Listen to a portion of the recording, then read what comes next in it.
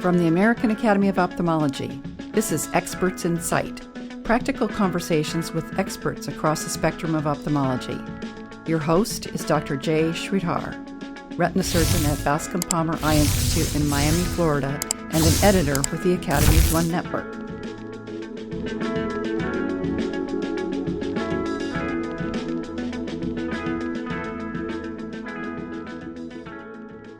We are back with another episode of Experts in Sight, the official podcast of the American Academy of Ophthalmology. For this episode, I am your host, Dr. Jay Sridhar from Bascom Palmer Eye Institute. I do want to give a public service announcement. To this point, I've hosted all episodes of Experts in Sight, but we're always looking to diversify the people involved and give you more interesting content. So starting with the next episodes, we have 3 new hosts who are going to be joining the pool, bringing in new people to discuss topics relevant to ophthalmologists. So very excited be adding Doctors Andrew Poe, Amanda Redfern, and Ben Young. So you'll be hearing their names in the upcoming episodes. But for this last one host episode of the podcast, the OG, Emotional Day, the OG, yeah. Very excited to have 2 close friends and colleagues joining me. Dr. Brent Finklea from Wills Eye Hospital. Brent, welcome back. Hey, Jay, thanks for having me. And Dr. Fasika Woreta, who's joining us from Johns Hopkins University. Hey, Foss, Jay. welcome. Good to be back. Yeah. Brent, Foss and I are in interview season. We're reading applications. We're harried, very harried right now. This is a rough time. We're getting emails from all of our colleagues telling them to take every single one of their kids, even though there's 500 of them and only 7 spots. So we're making enemies just by not responding too positively or responding too negatively. There's no right answers, Foss. So sometimes you just do the ostrich and just put your head under and pretend you didn't see it. Let's move on to plausible deniability. Plausible deniability. Well, speaking of plausible deniability, that ties right into what we're talking about. Let's talk about secondary intraocular lenses. So last time we talked about, for those who missed it, we talked about iris sutured and anterior chamber lenses. I would suggest anyone who missed that, I suggest you listen to every episode, but I would especially suggest listening to that episode if you're interested in secondary lenses, because that covers a lot of things that we will talk about today. We're not going to rehash everything. We talked a lot of time last time about general principles for picking candidates for different lenses, but today we're going to talk about 2 categories of lenses: scleral-fixated first, and then scleral-sutured lenses. And there's obviously millions of techniques and millions of ways to do this, an infinite number of possibilities. But Brent, let's just start with bare basics. A scleral-fixated, meaning that there are no external sutures. You're generally trying to secure the haptics of the lens into the sclera. And there's different ways to do that. But what are the primary pros and cons to a scleral-fixated lens? So the technique that's really taken the world by storm, the intrascleral haptic fixation, better known as the Yamani technique, now seems to be one of our prime and go-tos, at least in our ORs. The technique, it really has some advantages to it. It's fast. It's generally a quick and relatively bloodless surgery for the surgeon and for the patient. It can be done with a fully anterior segment approach. The actual instrumentation that you need is pretty minimal. You just need some micro forceps, some tires. You need some cautery, low temperature thermal cautery, and then a specific type of needle, usually the thin-walled 30-gauge needles, though our retina colleagues use a different trocar-based approach, which, Jay, you can elaborate on later. But it's really a slick technique that has made it much more accessible for the day-to-day surgeon who doesn't necessarily do a lot of scleral fixated procedures to be able to offer this to their patients, especially in a pinch when the surprise absence of capsule or support presents itself during an otherwise routine case. So it's really changed the game a lot, I think. It's something that we try and bring to our residents in their 3rd year. And it's something that, while it is a very straightforward technique, there's a lot of fine nuances to it that are important to practice and perfect and understand before you dive right in. But big supporter. You just need to emphasize that there are drawbacks to it. It's not all rainbows and fairy tales. There definitely are those bad cases with vitreous hemorrhage, with reverse pupil block, with iris chafe, with high pressures afterwards. And so you have to be prepared to follow these patients to the full end of their treatment. One of the cons that's obviously brought up in Brent mentioned this is this idea that hardware in the sclera, hardware in the conj. Patient selection, very, very important. Are there patients that you will automatically rule out for a scleral fixation of the haptic? You mean without a suture, the Yamani technique? Just haptic. Yeah, there's certain patients you just won't consider this in. Oh, I think any patient with a history of scleritis, I would avoid doing scleral suture techniques and do what we discussed last time in terms of iris suture fixation or anterior chamber intraocular lens. I think the main drawback to this technique of the Yamani technique, which I think is really popularized because of the new lens, the CT Lucia lens, where the haptics are made of this fluoride material, which does not break. So, but I think the main thing is you can get tilt. And so and I think the refractive outcomes are a little bit less predictable because of the tilt. So if you want to have a really precise refractive outcome, sometimes I do prefer Gore-Tex fixation, and we'll talk about that during this podcast. Peak. Fast forward 10 minutes if you want to hear about Gore-Tex suture lenses. So Brent, Foss referenced tilt, right? And so the idea of tilt is most lenses that you're fixating, I guess you can do anything, have two haptics. And anytime you have an object that's balanced at 2 points, if those 2 points are not exactly equal in terms of the force applied, then the lens could tilt, right? And I think that you guys are both cornea specialists, so it's funny to talk to you about this. I mean, this is something that is part of your daily practice. You are very exact surgeons. You're doing exact things when you make transplants, DMEX, DSEX. You're doing exact things when you know which suture to pull post PK, and you do toric lenses and refractive surgery. And so being exact is a natural part of what you do. But there are a lot of people doing secondary lenses, Brent, who are not corneal surgeons. They're general ophthalmologists or retina specialists. And we're not in regards to being quite as exact. And so what are sort of your best tips and pearls for kind of avoiding tilt in the context of a scleral-fixated lens in terms of the actual surgical performance? Obviously, we don't have video here, but just what sort of things do you think about to kind of minimize tilt? So Foss is totally right. These lenses are so finicky and they're so particular and they are so subject to nuance of what is a very seemingly simplistic step, but is actually really the root of all the pros and evils of it, which is tunnels. How long is your needle pass tunnel through the sclera? By making an appropriate and symmetric pass of the 30 gauge thin walled needle, you are functionally making it almost like a 4-point fixation because you have two extended single points that act to hold this in plane. One of the problems that some early surgeons have with this technique is that they may make the tunnels too short in their enthusiasm to go from the outside to the inside of the eye. And the lens then can tend to sort of pirouette and spin on a single axis. You need to make sure you have at least that 2 millimeter long tunnel. It needs to be exactly 180 degrees apart. And not only do they need to be exactly 180 degrees apart, but they need to be exactly the same length. By making a tunnel longer on one side, what that's functionally doing is dragging the optic of the lens towards that longer passed side. And so while we can adjust the positioning of the optic from the, we'll say 90 degrees away from the haptics standpoint, just by our point of entry, we are going to inadvertently adjust the position of the optic by the length of our tunnels. And so practicing the right hand and the left hand going opposite directions is crucial. In my experience watching early surgeons do this, they always tend to pass the dominant hand, usually their right hand pass towards them is longer, and it always draws the optic of the lens towards that right hand. Opposite is true with left-handed surgeons. So being extra conscientious with that, really using a second instrument to demonstrate to yourself how far into the sclera you are before diving into the posterior segment of the eye can help to mitigate that risk. And then again, if you do notice that the lens is getting dragged too far in one direction or the other, and you suspect that that tunnel length is not symmetric, going back and repassing it until you get that proper centration can be very helpful. Do not be scared of the second pass. It is imperative. It is going to be inevitable if you do these cases enough, especially if you're doing them with trainees.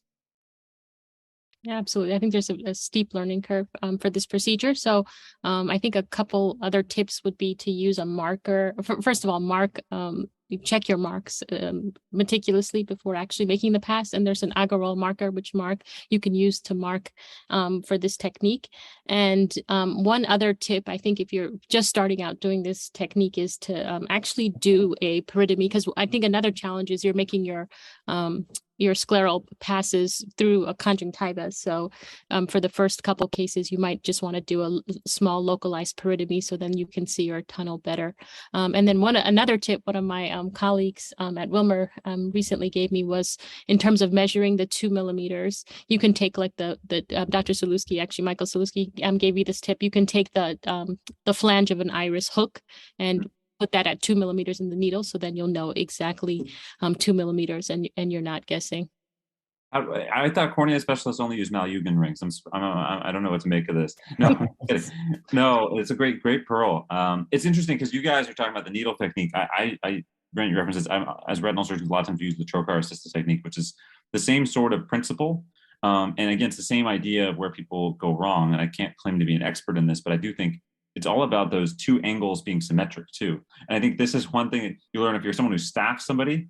I think you're staffing somebody, it's not show them one side and have them do the other side, because inevitably the chances that they're going to match your angle as the switching surgeon is very low. It's like switching in the middle of a scleral tunnel. It's only going to end in sadness and tears. So I think it's something that we each have sort of our intrinsic muscle memory as we keep doing this about what that angle looks like. I do 3 and 3. So I go 3 back and then 3 millimeter length for the length. And that seems to work like a 30-degree angle all the way with the trocar. And then, I think the other thing is we flange. I don't know if you guys we talk about flanging, right? Sort of like the bulbs of making a bulb with the haptic. And then to Foss, your point, you can start by doing peritomy each time. And then even if you're experienced, sometimes if I have any issues or I have any questions, I'll just open the conj over it just to see what it looks like and make sure it's looking good and I'm happy with it. It's a little bit, if your angles aren't perfect, you can do some adjustments. Like Brent said, you can make a second pass. Sometimes you can adjust a little bit by adjusting the length of each side, right? And you can adjust the tilt that way. Yamani himself has talked about using the aura. So he'll use the aura to make sure he has no tilt, which I think is beyond most retinal surgeons, but certainly within the range of possibilities for a corneal surgeon. Hint, hint. And then I think the other thing that's interesting, right, is the complication profile of these cases, right? So Brent, when it first came out, this trocar assisted technique, one of the biggest complications that was in that first paper from the folks at Beaumont was vitreous hemorrhage. I don't know if it's the same for the needle associated technique, but I'm curious, vitreous hemorrhage can be an issue. There's a question, could you have hypotony or not? I think with 30 gauge needle, it's much lower that you'd have hypotony. And then there's obviously the long-term concerns, exposure, endophthalmitis. What do you do if, the haptic was exposed at a week? Do they have to go back to the OR? I get this question all the time from people who are like, oh, what do I do? I see the haptic. Should I leave it? Should I trim it? What do I do? How do you sort of handle complications in the post-op period? Yeah, so just like the other forms of scleral fixation that we use, you do have to make sure that you're going to either hide that flange somewhere that it's not going to be able to become exposed. That means either really driving it into that scleral tunnel that you've created. So some episclera or sclera overrides the bulb that you have created. It's usually not terribly sharp. And I've seen plenty of these that just are riding under a layer of conjunctiva, and they do fine, especially if they're hidden underneath the eyelids. It's another reason why we usually set temporal and make our passes at 6 and 12 o'clock, so you can use the lids to protect those two locations.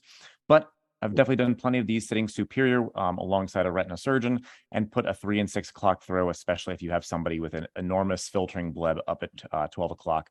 That's going to prevent you from being able to use your preferred location. And those can also do well as long as you are very meticulous with burring those flanges.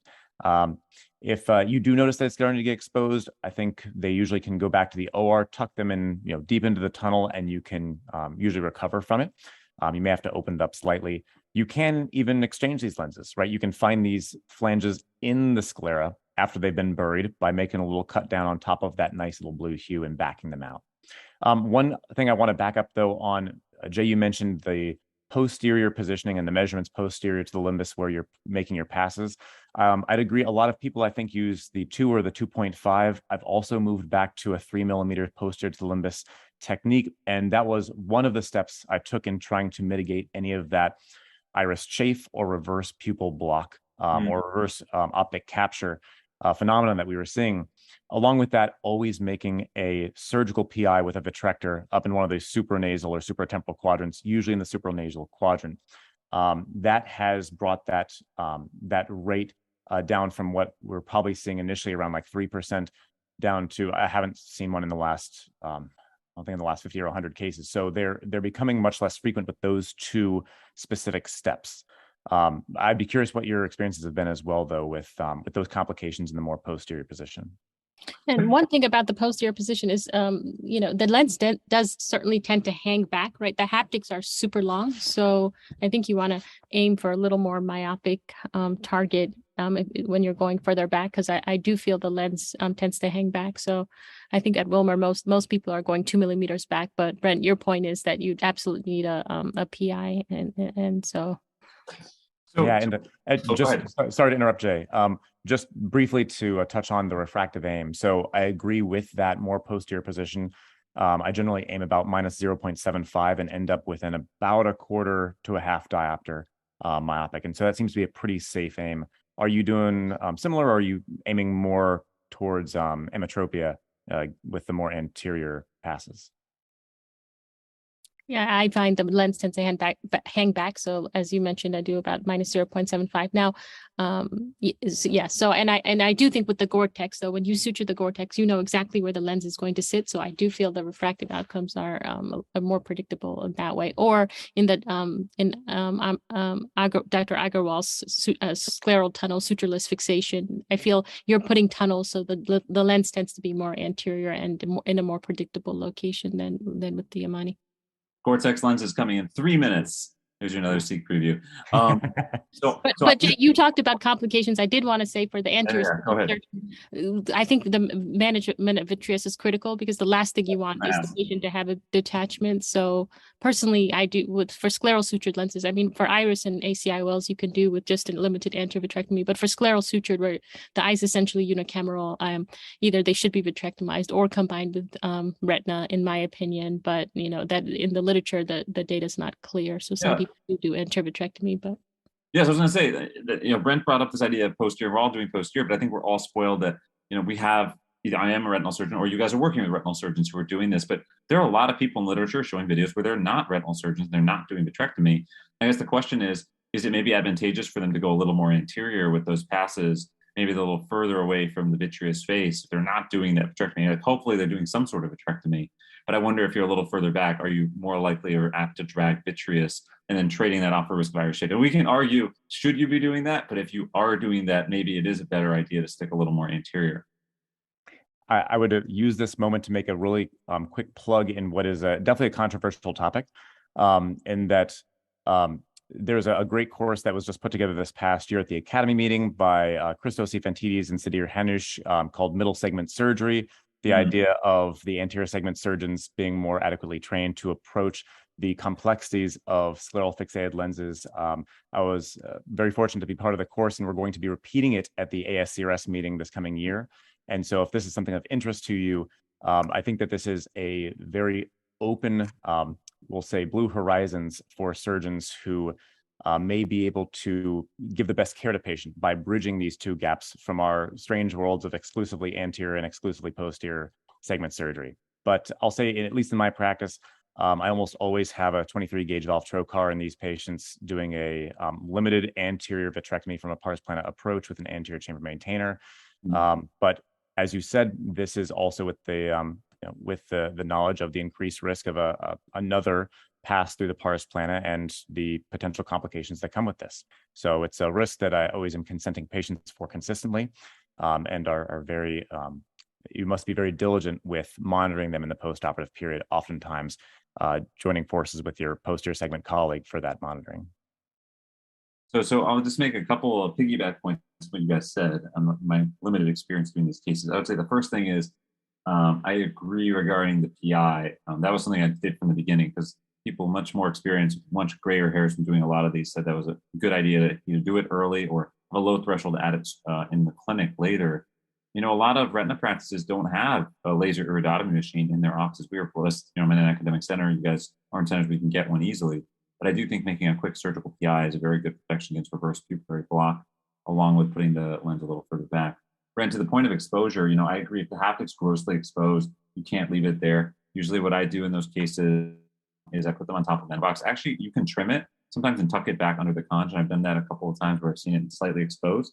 And they can do great. I have a few patients been out a few years that you don't have to necessarily take them back to the OR. But I agree, if it's grossly exposed, you can't just watch it and watch it and watch it. It's just an infection risk. And that will be the same for sutures when we talk about them in 1 minute. And then the last thing I was going to say regarding your point about the vitrectomy and risk. So like, I agree with Foss now as we dive into scleral-sutured lenses that I prefer in a vacuum scleral-sutured lenses over scleral-fixated lenses. They are a little more laborious, but I do think you get a little, and it's a little more controlled. I will say the scenarios where I prefer a scleral-fixated or Yamane type technique are, number one, they already have a lens in the eye that can be rescued, and you can avoid making a corneal or scleral large window, take the lens out and put a new lens in. So you're quote unquote rescuing, whether it's a lens in the sulcus that's subluxed or a lens for retinal surgeons fallen to the back. You can save them a lot of things to do this. And actually, the very first patient I ever did for this, I was kind of not forced into it, but it was definitely optimal for her. It was a lady who had a DSEC.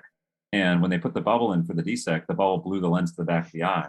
And she had just had this beautiful DSEC. And I was like, well, I don't necessarily want to touch her cornea. And maybe I can avoid a scleral tunnel and just rescue the lens instead of switching it for a sutured lens. And that's what we did. We want to rescue the lens, and she did great.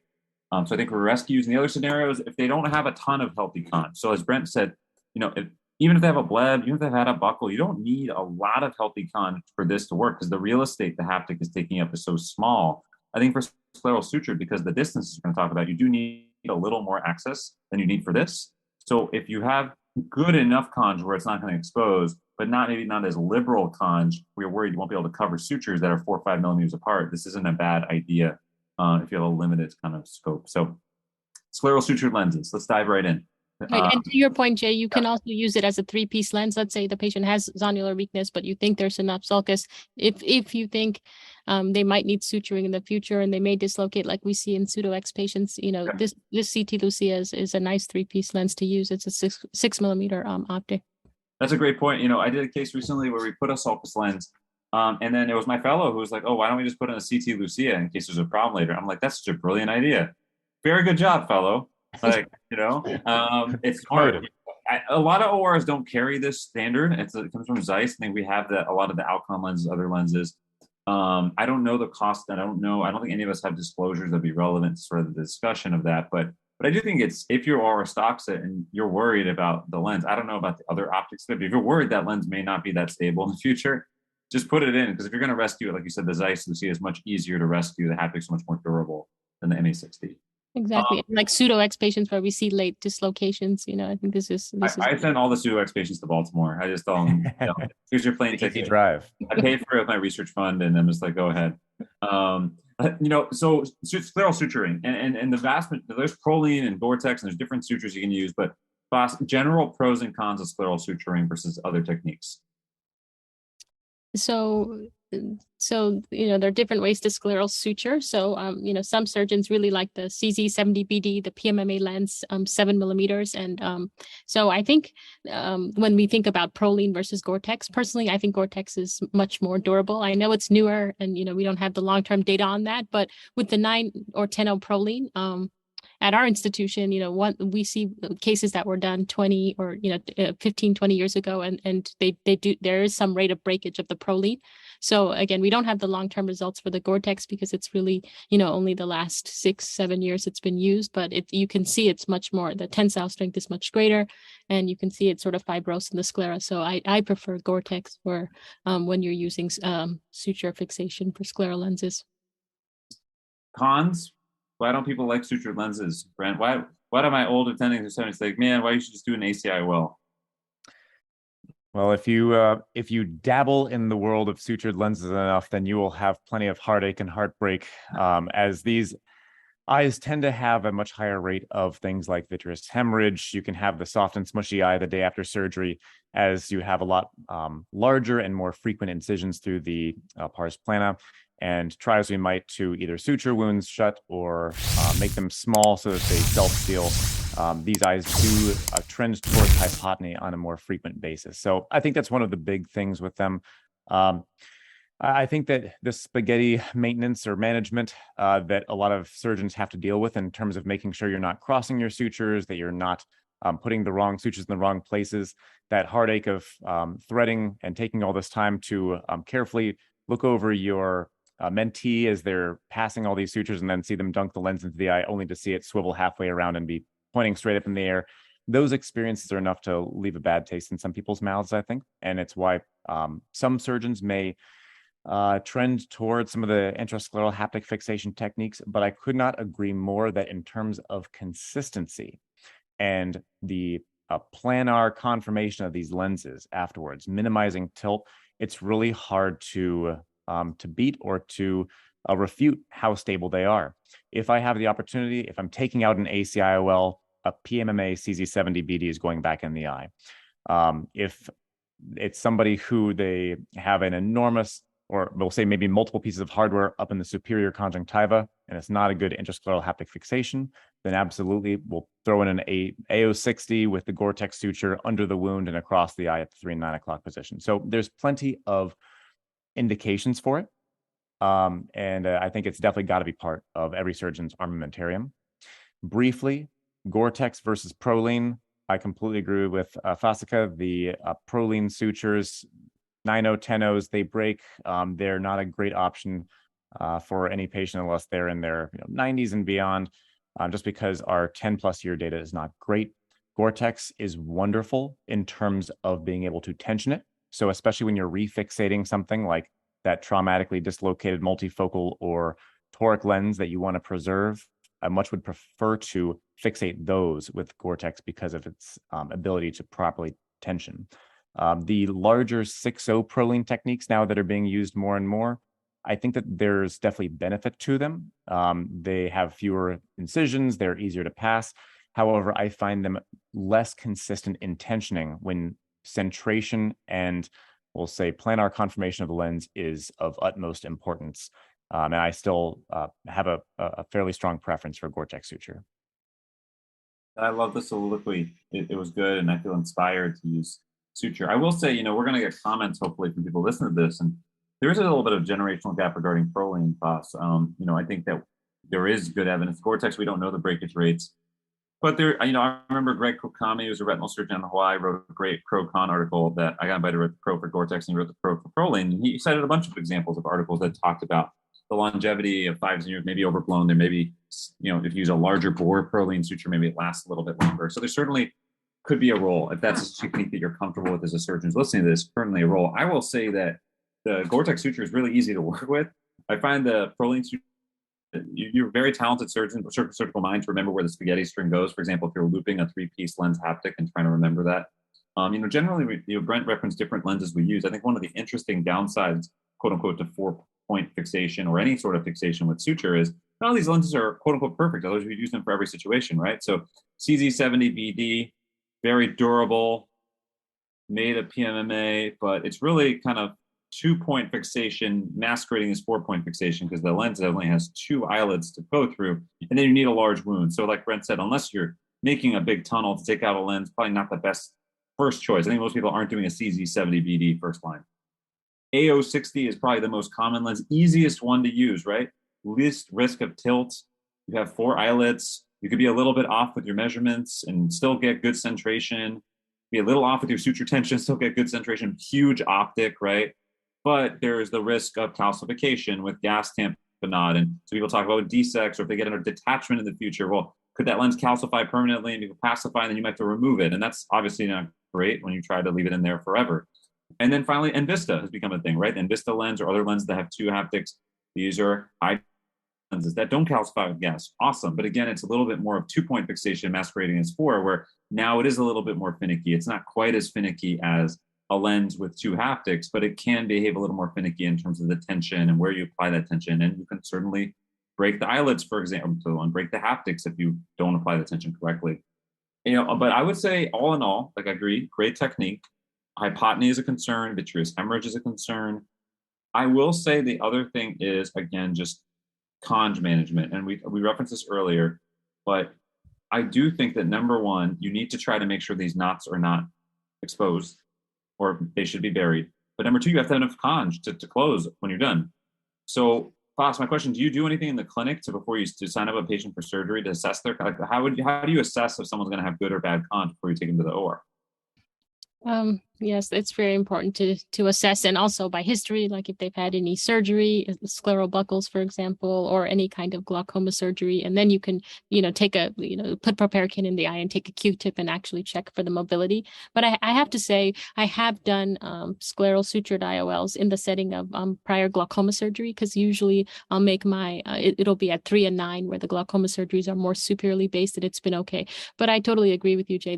The conj management with these scleral-sutured cases make it long. It makes it longer, and so it doesn't seem as elegant as the Yamani. But I have taught a lot of scleral-sutured IOLs, and I work with residents as the residency program director. And hands down, it's much easier to teach the scleral-suture technique rather than the Yamani technique to a trainee. Yeah. Because there's a steep learning curve with the Yamani. And you have to do it exactly the same way each time. So it's hard to like teach somebody to make the tunnel the same way every single time. I agree completely. I would say I'm good at it because it's idiot proof, and I can be a surgical idiot. And, I think that the one place, again, Brent references to, and you on top of that, where this can be a really quick and easy case, or it could be a horrible case. I think the one place where you get messed up, the measurements could be off a little bit, but usually that's not the biggest issue.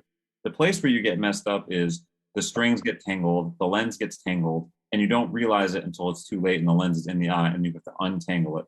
Or you accidentally unthread the lens once you've already put it in the eye, which can happen, and it seems really dumb, but you just have to be cautious about understanding where each suture is going, some people mark their sutures, some people put them in a certain spot, but you just have to weigh.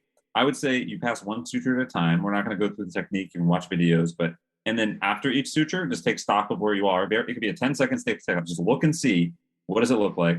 Does it look normal? Okay, go to the next step, because I think it's like a knot.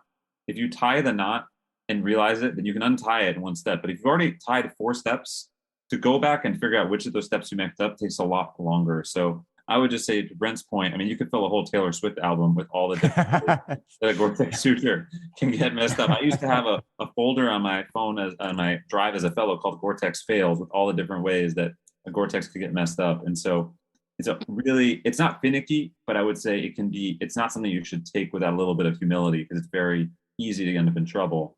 What do you guys do for hypotony at the end of the case? So Brent, you referenced a suture or something like that. People are usually scared to make a suture. Let's say you went small, you went 25 or 27, it's still leaky. This eye's had a vitrectomy, this eye's had glaucoma surgery, something. This eye just won't stay inflated. Anything else you do? Like, do you just say, okay, close up, maybe put some viscoelastic at the AC, let the eye pressurize? What else can you do in those scenarios? And if you are going to suture, is there a specific suture you prefer? So usually in these cases, the slow, persistent leak is coming from those sclerotomies that you made. And it depends on what instrument you're using to make the sclerotomies. In general, you tend to use the 23 gauge MVR blade with the 23 gauge valve trocar when doing something like the AO60. And so you've got usually their first 2 passes are with the trocars. Trocars are left in. Those same 23 gauge MVRs are used to make the second set of passes. And it's the second set of passes close easily. When you take the trocars out, they gape a little bit. That can be okay. Burying the large Gore-Tex knot through the larger of the incisions actually can act as a little tamponade, as it sits right inside the mouth of that wound. We've talked in other forums about how much does the vitreous-based tamponade play a role in closing these. All of the pathology studies do show that there is a little vitreous present in these sclerotomy wounds after the fact. So we know that does play a certain amount. And Jay, as our resident expert, you can elaborate on that as well. But I would say in these cases, if there is persistent leaking, you really have to try and close those sclerotomies if they're leaking. I tend to use a 7.0 or an 8.0 vicryl suture. You have to be ultra cautious to not accidentally sever that Gore-Tex suture, or else your bad day turns into a very sad day as you're trying to now fish that lens back up and rethread it again. In that same vein, you have to make sure that your limbal incisions are all closed, even if you made them beautifully, perfectly, and you think, if this eye stays pressurized, these wounds will stay shut. What happens if that eye does not stay pressurized? Are these wounds going to gape? In which case, they need a couple 10-0 nylons through them, as that, just in case. Looks good now, but will it look good tomorrow when the pressure is -1 and the wounds are starting to fish mouth? So your goal should be 0 return to the OR for gaping wounds. Yes, and I think when working with retina, I prefer that they use 25 gauge vitrectomy just for the reasons we said of the hypotony, because I feel like with the 25 gauge there's less hypotony, and then usually, like you mentioned, always close the incisions where you had the trocars with, because they tend to be larger, and then if you use a 25 gauge MBR to make the other incisions, usually those will close. Because it's not stretched. So and I agree. I use 7.0 Vicryl with a thin needle to close these incisions. Yeah, I completely agree. It's usually those superior incisions. I use 7 or even 8.0 Vicryl on the vascular needle. It's a very thin needle, and if you orient your wound correctly, to actually be oriented so it's parallel to the vortex. That's the ideal way, I think, so that the suture doesn't gape the wound. And then when you throw the suture to close that wound, one of the ways to avoid hitting the Gore-Tex suture, especially if you're only closing the superior ones, is be on the superior side of that wound, because the knot will tend to be on the inferior side towards the lip, because that's where the tension is pulling it. It's a good way to avoid trying to cut your suture. I've never heard of anyone cutting their suture, but I think we've all thought about it. I also would say that I use the raisin test. So anterior segment surgeons don't have this advantage unless they put an anterior chamber maintainer, but we use an infusion in retina. And basically at the end, before I pull the infusion, I'll clamp the infusion and sit for a good 30 or 45 seconds at the end. And I do that, I call it the raisin test, I tell the fellows, because if the eye turns into a raisin, then that is a sign that you should not just close the infusion and get out, that you need to do something more. If the eye's soft but maintaining its form, then generally I find it does okay. But meaning if it's starting to collapse or deform, could be fine, also could be miserable, like you said, Brent, the next day. So in those cases, I'll either go and revise the wounds. Sometimes I'll tank up the AC with Helon. That's a trick I learned from one of my former fellows. And that works pretty well, though that can be a little unpredictable in terms of your IOP the next day. Sometimes you get an IOP surprise the other way. And then some people, I haven't done this, but some of my colleagues here will use glue, actually. They'll use a glue over the sclerotomies, and they'll routinely glue all their sclerotomies. So I haven't seen anyone else do that, but I have a couple of colleagues who do that as well. Using Tissot glue, you can use the Tissot to kind of close the conj as well, and kind of like in the glued IOL technique that was Dr. Agarwal had. I don't trust glue. I don't have enough faith. I'm too old. I have a lot of faith in suture, but I don't have much faith in glue. But You've yes, been burned before. I have been. Well, I've seen cases. Yeah. What about PI? Brent talked about PI phos for Yamani. Do you PI your Acryos or your Gore-Tex suture lenses? I don't. And so for my Acryos and the Invista lenses, which I actually like Invista because as a cornea surgeon, you always think the patient may need a corneal an endothelial keratoplasty in the future, so air. So I'm actually prefer the Invista nowadays. But I go 3.25 millimeters back, so you clear the iris more than with the Yamani technique. And I feel because again with the 4-point or the pseudo 4-point fixation, it's much more predictable. It doesn't I feel you can go further back. So I do 3.25, and then I choose more of a plano target when I'm choosing the refractive target. Brent? So I find it's much more predictable than the Yamani in terms of the refractive outcome, both the tilt as well as the lens hanging back. Yeah, totally agree. Usually no PI necessary on these. There's been the rare case or two that have shown up with the extra deep anterior chamber a week after surgery, but those usually can resolve pretty nicely just with the laser PI in clinic, and it's infrequent enough that it's not a habit that I've taken on. I may be too PI happy. I PI all of these. It's also easier because I already have an anterior retractor in my hands, so it's a little more lower threshold to do it. But I do it. One of the reasons I do it is, and it's not again as dramatic as the results from UVM for the lenses with the haptics, where they can bend a little bit. But there were some studies. It depends on the eyes you're dealing with. I think some of the eyes we see in retina who get these are high myopes and with this abnormal iris diaphragm, and they can get this reverse pupillary block similarly. And so you can always add a PI later, but I had a couple of cases where it's clear the lens was sort of shifting around, even when I saw them in clinic for pre and post dilation. And then I would just do a PI with laser. And then, at some point I got tired of walking up to the 3 floors out to find a laser to do a PI. So I just started cutting a small PI with each case. And I haven't seen an issue in a good 3 or 4 years since doing that. So very long experience. 3 or 4 years is nothing for most people out there, but in my long, vast experience. Fast, go ahead. Well, I was going to say too, if you put it too anterior and you can definitely you'll see like a lot of pigment on your lens. You'll see like chafing. So that's why I like to, again, clear the iris at 3.25 millimeters. I recommend 3 or 3.25 for the sutured technique. Any other comments on scleral suture? I mean, I guess we're going to get into downsides, exposure, infection. You tied it wrong, but a lot of that is operator error. And we got to swallow our ego sometimes and say we did it wrong. Opacification we talked about. I'm trying to think of any sort of other sort of naysayers. It's a longer technique. I think IOLs and Scleral-Fixated are faster, although this can be a pretty quick technique. Easy to teach, I would agree with. I guess the only other downside I would say, again, is the vitreous question, right? So it seems like both of you would prefer to have a vitrectomy if you're going to do this, but people, again, do these cases without a vitrectomy. Now you have these sutures kind of hanging out in the vitreous, and maybe you're putting in a lens that opacifies, that they put gas, that they detach and get gas later. So I would just say be cautious with the vitreous for anterior segment surgeons, but I don't know, again, your guys' thoughts. There are anterior segment surgeons, once again, who seem to suture these without doing a full vitrectomy, and patients do okay.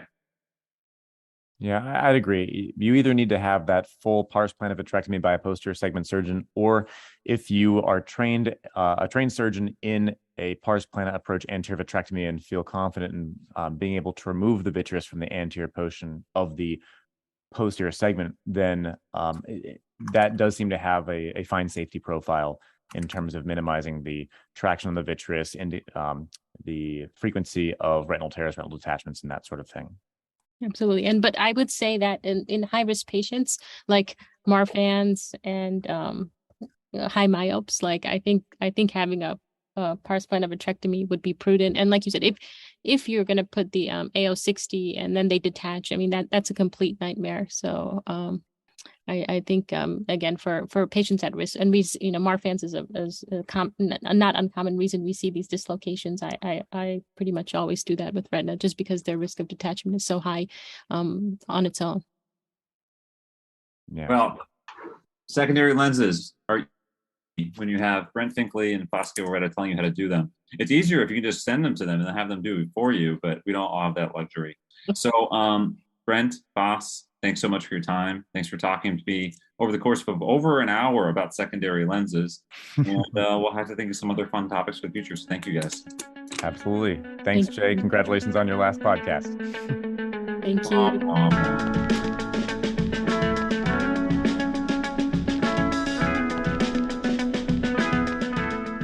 Thank you for tuning into this week's episode of Experts in Sight.